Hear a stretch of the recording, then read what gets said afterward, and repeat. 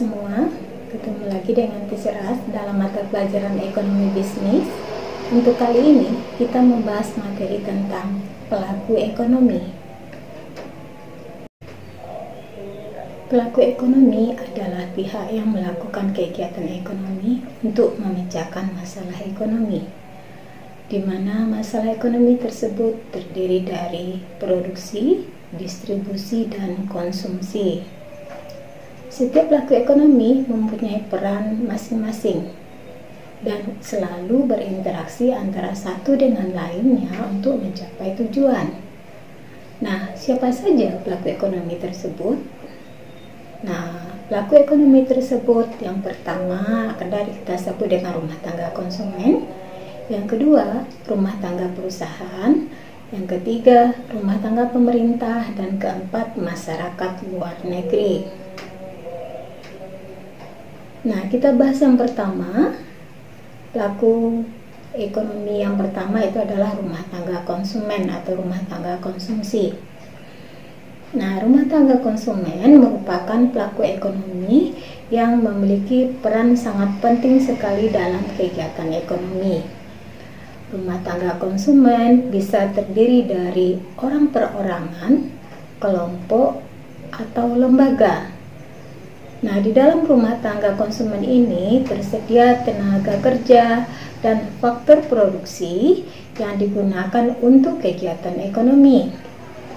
Rumah tangga konsumen ini memiliki kebutuhan yang tak terhingga, sehingga untuk memenuhinya harus bekerja untuk mendapatkan uang guna membeli barang atau jasa yang digunakan untuk kebutuhannya.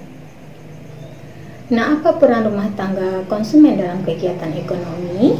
Yang pertama adalah sebagai penyedia faktor produksi, kemudian menerima imbalan atas faktor produksi tersebut, kemudian yang kedua mengkonsumsi atau membeli barang atau jasa, kemudian yang ketiga adalah sebagai pembayar pajak.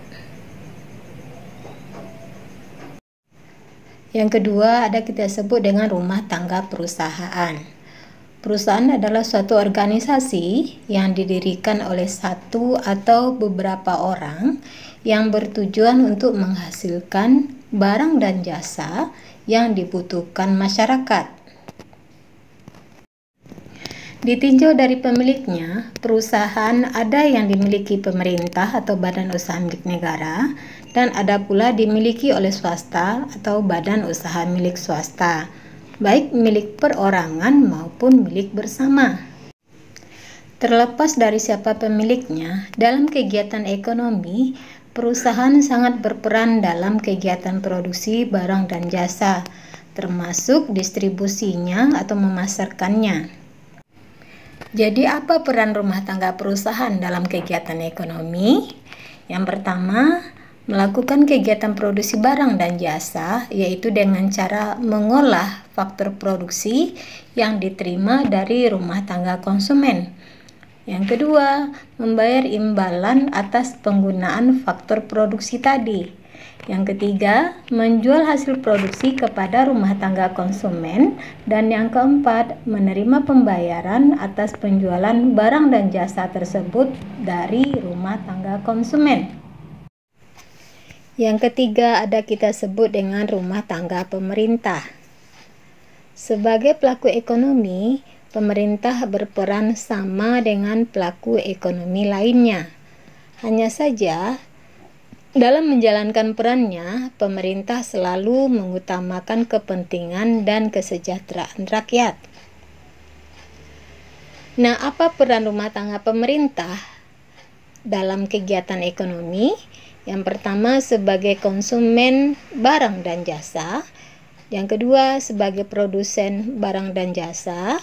Kemudian yang ketiga, sebagai distributor barang dan jasa.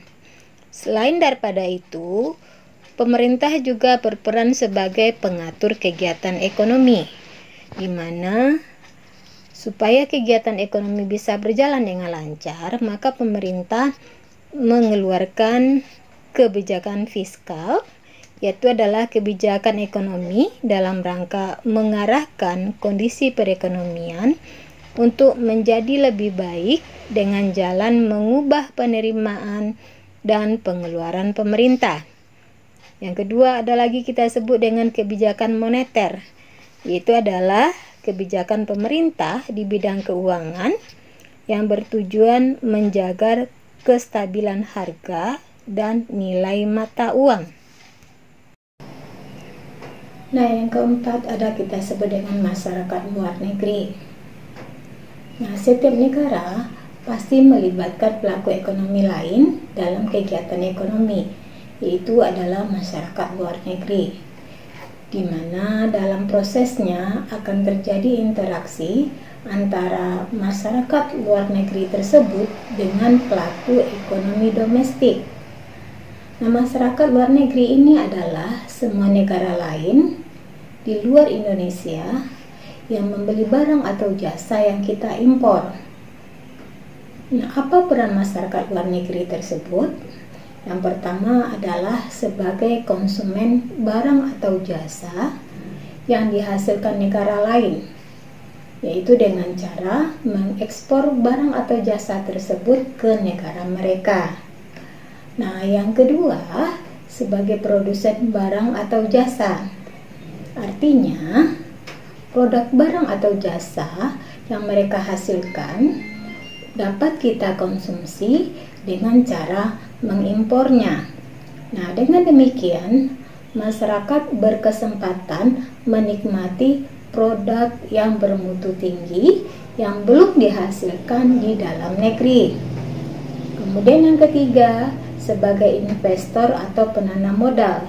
Dan yang keempat adalah sebagai sumber tenaga ahli. Nah, di sini kita lihat negara maju itu banyak memiliki tenaga ahli yang sangat dibutuhkan negara lain, termasuk juga di Indonesia.